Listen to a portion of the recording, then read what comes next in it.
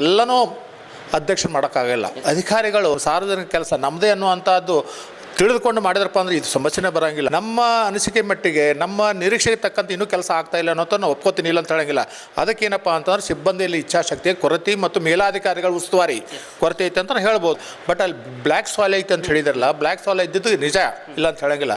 But black soil ಇದ್ದಿದ್ದು ಅದನ್ನು ಯಾವ ರೀತಿ ನಾವು ಅವಾಯ್ಡ್ ಮಾಡಿ ಕೊಡಬೇಕು ಅನ್ನುವಂಥದ್ದು ನಮ್ಮ ಆರೋಗ್ಯ ಆಗಲಿ ನಮ್ಮ ಪ್ರಾಧಿಕಾರದಾಗಲಿ ಹೋಗಿ ಪರಿಶೀಲನೆ ಮಾಡಿ ಅಂಥವಕ್ಕೆ ಅಲಾಟ್ಮೆಂಟ್ ಬೇರೆ ಇನ್ನಿತರ ಯಾವುದಕ್ಕೆ ಆಗಲಿ ಸರ್ಕಾರಕ್ಕಾಗಲಿ ಗಾರ್ಡನ್ ಆಗಲಿ ಅಥವಾ ನಮ್ಮ ಕಮರ್ಷಿಯಲ್ ಆಗಲಿ ಕೊಟ್ಟು ಮಾಡಿದ್ರಪ್ಪ ಅಂದ್ರೆ ಅನುಕೂಲ ಆಗ್ತದೆ ಅನ್ನುವಂಥ ನಂದು ಭಾವನೆ ಇದೆ.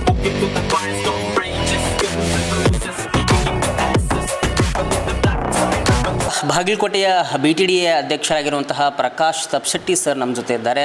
BTDA ಸಂಬಂಧಪಟ್ಟಂತೆ ಅನೇಕ ಪ್ರಶ್ನೆಗಳನ್ನು ಕೇಳೋದಿದೆ. ಸದ್ಯ ಒಂದೆರಡು ಪ್ರಶ್ನೆಗಳಿಗೆ ಉತ್ತರವನ್ನು ಸಾಹೇಬರಿಂದ ಕೇಳ್ಕೊಳ್ಳೋಣ. ಸರ್, ಮುಖ್ಯವಾಗಿ ಹಕ್ಕುಪತ್ರಗಳನ್ನು ತಾವು ಇವತ್ತು ವಿತರಣೆ ಮಾಡಿದ್ರಿ ಸರ್. ಪ್ರಮುಖವಾಗಿ ಅನೇಕ ಹಕ್ಕುಪತ್ರಗಳನ್ನು ಕೊಡುವುದಿದೆ, ಬಾಕಿ ಇದೆ ಅನ್ನುವಂಥದ್ದು ಇದೆ ಸರ್. ಏನು ಹೇಳ್ತೀರಿ ಸಂಬಂಧಪಟ್ಟಂತೆ? ಸರ್, ಹಕ್ಕುಪತ್ರ ಕೊಡಬೇಕನ್ನುವಂಥದ್ದು, ಈ ಉತ್ತಾರ ಕೊಡಬೇಕನ್ನುವಂಥದ್ದು ಬಹಳ ದಿವಸದಿಂದ ನಮ್ಮ ಸಾರ್ವಜನಿಕರು ಹಾಗೂ ಸಂತ್ರಸ್ತರ ಬೇಡಿಕೆ ಇದೆ.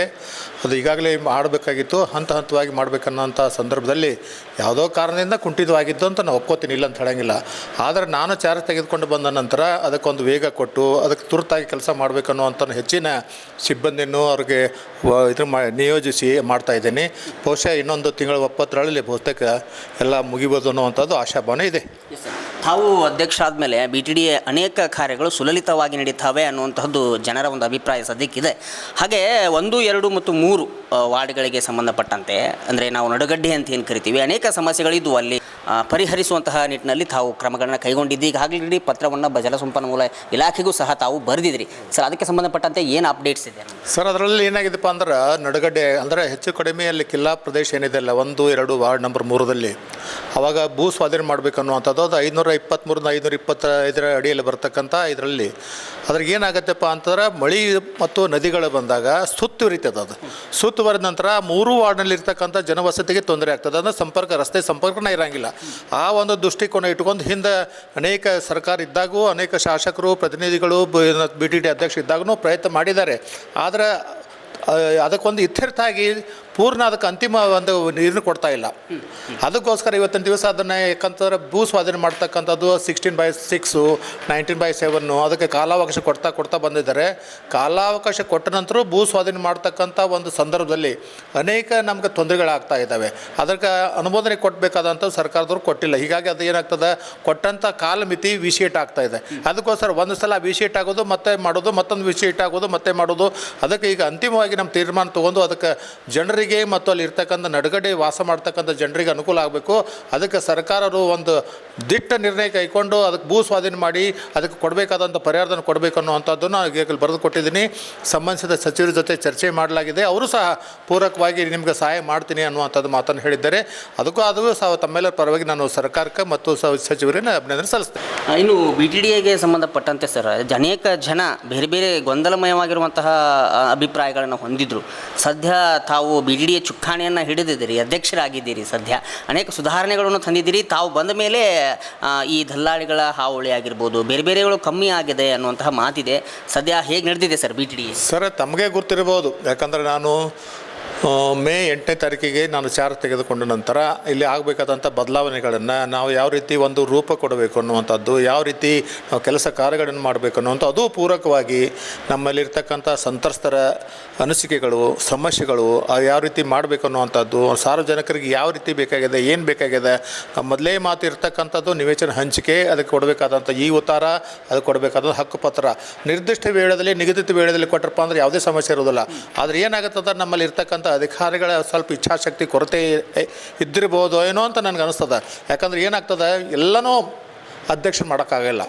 ಅಧ್ಯಕ್ಷರು ಪಾಲಿಸಿ ಮ್ಯಾಟರ್ಸ್ ಮಾಡಿ ಅವ್ರಿಗೆ ಕಾರ್ಯತರ್ತಿ ಕೆಲಸ ಮಾಡಬೇಕು ಅನ್ನೋವಂಥದ್ದು ಹೇಳ್ತಾ ಇರ್ತಾರೆ. ಆ ಅಧಿಕಾರಿಗಳು ಆ ಕೆಲಸ ನಮ್ಮ ಸಾರ್ವಜನಿಕ ಕೆಲಸ ನಮ್ಮದೇ ಅನ್ನುವಂಥದ್ದು ತಿಳಿದುಕೊಂಡು ಮಾಡಿದ್ರಪ್ಪ ಅಂದರೆ ಇದು ಸಮಸ್ಯೆನೇ ಬರೋಂಗಿಲ್ಲ. ಮತ್ತು ಸಾಕಷ್ಟು ನಾವು ಸಹ ಒತ್ತಾಯ ಹಾಕ್ತಾ ಇದ್ದೀವಿ, ಒತ್ತಡ ಹಾಕ್ತಾ ಇದ್ದೀವಿ, ಅಧಿಕಾರಿಗಳ ಮೇಲೆ ನಾವು ಸೂಚನೆಯನ್ನು ಮೇಲಿನ ಮೇಲೆ ಕೊಡ್ತಾ ಇದ್ದೀವಿ. ಆದರೂ ಸಹ ನಮ್ಮ ಅನಿಸಿಕೆ ಮಟ್ಟಿಗೆ ನಮ್ಮ ನಿರೀಕ್ಷೆಗೆ ತಕ್ಕಂತೆ ಇನ್ನೂ ಕೆಲಸ ಆಗ್ತಾ ಇಲ್ಲ ಅನ್ನೋದು ನಾವು ಒಪ್ಕೋತೀನಿ, ಇಲ್ಲ ಅಂತ ಹೇಳೋಂಗಿಲ್ಲ. ಅದಕ್ಕೇನಪ್ಪ ಅಂತಂದ್ರೆ ಸಿಬ್ಬಂದಿಯಲ್ಲಿ ಇಚ್ಛಾಶಕ್ತಿಯ ಕೊರತೆ ಮತ್ತು ಮೇಲಾಧಿಕಾರಿಗಳ ಉಸ್ತುವಾರಿ ಕೊರತೆ ಐತೆ ಅಂತ ಹೇಳ್ಬೋದು. ಅದಕ್ಕೋಸ್ಕರ ನಾವು ಸಾಕಷ್ಟು ಕೊಟ್ಟಿದ್ದೀವಿ, ಸಾಕಷ್ಟು ಸೂಚನೆ ಕೊಟ್ಟಿದ್ದೀವಿ, ಸಾಕಷ್ಟು ಎಲ್ಲ ತಿಳಿಸಿ ಹೇಳಿದ್ದೀವಿ.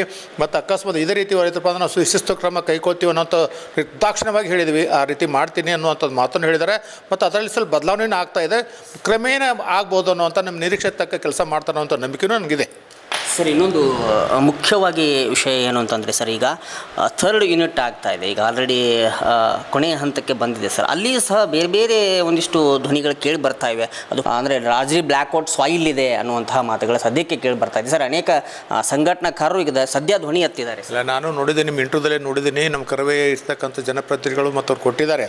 ಅಲ್ಲಿ 1871 ಎಕರೆಗಳನ್ನು ಭೂ ಸ್ವಾಧೀನ ಮಾಡಿಕೊಂಡು ಯೂನಿಟ್ ನಂಬರ್ 3 ಮಾಡಬೇಕನ್ನುವಂಥದ್ದು ಮಾಡಿಕೊಟ್ಟು A to K ಅನ್ನೋಂಥ ಸೆಕ್ಟರ್ಗಳನ್ನು ಮಾಡಿದ್ದಾರೆ. 150ರಿಂದ 300 ಎಕರೆ ಒಂದು ಸೆಕ್ಟರು. ಅದರಲ್ಲಿ ಬರಬೇಕಾದ ನಿವೇಶಗಳನ್ನು, ನಂತರ ವಾಣಿಜ್ಯ ನಿವೇಶಗಳನ್ನು ಸಹ ಮಾಡಿದ್ದಾರೆ, ನಂತರ ವಸತಿ ನಿವೇಶಗಳನ್ನು ಮಾಡಿದ್ದಾರೆ. ಅನೇಕ ಪಾರ್ಕಿಂಗು, ನಂತರ ಸರ್ಕಾರದ ಬಿಡಬೇಕಾದಂಥ ಎಲ್ಲ ನಮ್ಮ ಪಬ್ಲಿಕ್ ಯುಟಿಲಿಟಿಗೆ ಬಿಟ್ಟಿದ್ದಾರೆ, ಇಲ್ಲ ಅಂತ ಹೇಳೋಂಗಿಲ್ಲ. ಬಟ್ ಅಲ್ಲಿ ಬ್ಲ್ಯಾಕ್ ಸಾಯಿಲ್ ಐತೆ ಅಂತ ಹೇಳಿದಾರಲ್ಲ, ಬ್ಲ್ಯಾಕ್ ಸಾಯಿಲ್ ಇದ್ದಿದ್ದು ನಿಜ, ಇಲ್ಲ ಅಂತ ಹೇಳೋಂಗಿಲ್ಲ. ಬಟ್ ಬ್ಲ್ಯಾಕ್ ಸಾಯಿಲ್ ಇದ್ದಿದ್ದು ಅದನ್ನು ಯಾವ ರೀತಿ ನಾವು ಅವಾಯ್ಡ್ ಮಾಡಿ ಕೊಡಬೇಕು ಅನ್ನುವಂಥದ್ದು ನಮ್ಮ ಆರೋಗ್ಯ ಆಗಲಿ, ನಮ್ಮ ಪ್ರಾಧಿಕಾರಗಳಾಗಲಿ ಹೋಗಿ ಪರಿಶೀಲನೆ ಮಾಡಿ ಅಂಥವಕ್ಕೆ ಅಲಾಟ್ಮೆಂಟ್ ಬೇರೆ ಇನ್ನಿತರ ಯಾವುದಕ್ಕೆ ಆಗಲಿ, ಸರ್ಕಾರಕ್ಕಾಗಲಿ, ಗಾರ್ಡನ್ ಆಗಲಿ ಅಥವಾ ನಮ್ಮ ಕಮರ್ಷಿಯಲ್ ಆಗಲಿ ಕೊಟ್ಟು ಮಾಡಿದ್ರಪ್ಪ ಅಂದ್ರೆ ಅನುಕೂಲ ಆಗ್ತದೆ ಅನ್ನುವಂಥ ನಂದು ಭಾವನೆ ಇದೆ.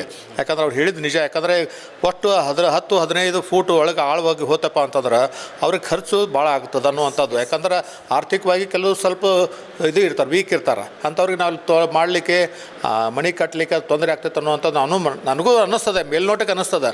ಅದು ನಿರ್ದಿಷ್ಟವಾಗಿ ನಮ್ಮ ಅಧಿಕಾರಿಗಳ ಚರ್ಚೆ ಮಾಡಿ ಯಾವ ರೀತಿ ಅದನ್ನು ಸರಿ ಮಾಡಬೇಕು ಅನ್ನೋಂಥ ಚರ್ಚೆ ಮಾಡಿ ಅವರಿಗೆ ಸಹಾಯ ಮಾಡುವಂಥ ಕೆಲಸ ನಾವು ಮಾಡ್ತೀವಿ. ಎಸ್, ಯಾಕೆಂದರೆ ಮುಖ್ಯವಾಗಿ ಅಲ್ಲಿ ರೈತರಿಗೆ ಪರಿಹಾರ ಇನ್ನೂ ಬಂದಿಲ್ಲ ಅನ್ನುವಂತಹ ಮಾತುಗಳಿದೆ.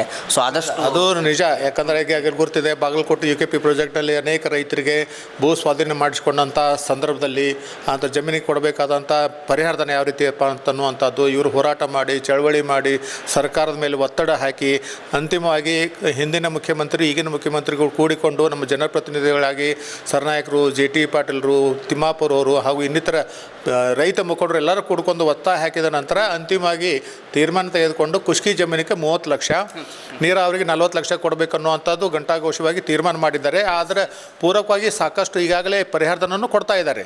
ಆದರೆ ಇನ್ನೂ ಪರಿಹಾರಧನ ಕೊಡಬೇಕಾಗಿದೆ. ಯಾಕಂದರೆ ಪೂರ್ತಿ ಆಗಿಲ್ಲ. ಈಗಾದರೂ ಮೊನ್ನೆ ನಮ್ಮ ಜೊತೆ ರಾಮಲಿಂಗಾರೆಡ್ಡಿ ಜೊತೆ ಬಂದಾಗ ಅಜಯ್ ಕುಮಾರ್ ಸರ್ನಾಯಕರು ಇದ್ದರು. ಸರ, ಈ ದುಡ್ಡು ಕೊಡಬೇಕಾಗಿದೆ, ಪರಿಹಾರಧನ ಕೊಡಬೇಕಾಗಿದೆ, ರೈತರು ಭಾಳ ಒತ್ತಾಯ ಮಾಡ್ತಾ ಇದ್ದಾರೆ, ಅದಕ್ಕೆ ಸ್ವಲ್ಪ ಬೇಗನೆ ಕೊಡಿಸಿರಪ್ಪ ಅಂದ್ರೆ ಅನುಕೂಲ ಆಗ್ತದೆ ಅನ್ನುವಂಥದ್ದು ಮಾತನ್ನು ಸಹ ಅವರು ನಮ್ಮ ಎದುರಿಗೆ ಹೇಳಿದ್ದಾರೆ. ಅವರು ಸಹ ಆಯ್ತು ಮಾಡೋಣ ಅಂತ ತಿಳ್ಕೊಂಡು ನನ್ನ ಮಾತನ್ನು ಹೇಳಿದ್ದಾರೆ.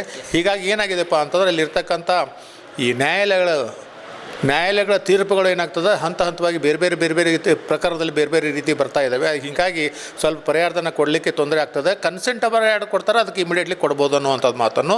ಅಕಸ್ಮಾತ್ ಜನರಲ್ ಅವಾರ್ಡ್ ಬಂತಪ್ಪ ಅಂದ್ರೆ as per the decision of the order of the court ಪ್ರಕಾರ ಹೋಗ್ತದೆ, ಸ್ವಲ್ಪ ಅಲ್ಲಿ ವಿಳಂಬ ಆಗ್ತದೆ. Okay sir, thank you sir, thank you very much. Thank you. ಇದಿಷ್ಟು ಪ್ರಕಾಶ್ ತಪ್ಪಶೆಟ್ಟಿ ಅವರ ಮಾತುಗಳಾಗಿತ್ತು. ಮುಖ್ಯವಾಗಿ BTDAಗೆ ಸಂಬಂಧಪಟ್ಟಂತೆ ಅನೇಕ ಸುಧಾರಣಾ ಕಾರ್ಯಕ್ರಮಗಳನ್ನು ಆಯೋಜನೆ ಮಾಡಿದ್ದಾರೆ. ಸದ್ಯ BTDAಯಲ್ಲಿ ಅಂದರೆ ಪ್ರಮುಖವಾಗಿ ಅಭಿವೃದ್ಧಿ ಪದದತ್ತ ಬಾಗಲಕೋಟೆಯನ್ನು ನಾವು ತೆಗೆದುಕೊಂಡು ಹೋಗಬೇಕು ಅನ್ನುವಂಥ ನಿಟ್ಟಿನಲ್ಲಿ ಪ್ರಕಾಶ್ ತಪ್ಪಶೆಟ್ಟಿ ಅವರ ಮಾತುಗಳಾಗಿತ್ತು. ಮತ್ತೊಂದು ವಿಭಿನ್ನವಾಗಿರುವಂತಹ ವರದಿಯೊಂದಿಗೆ ಮತ್ತೆ ಬರ್ತೀನಿ. ಅಲ್ಲಿವರೆಗೂ ನಮಸ್ಕಾರ. ವಂದೇ ಮಾತರಂ.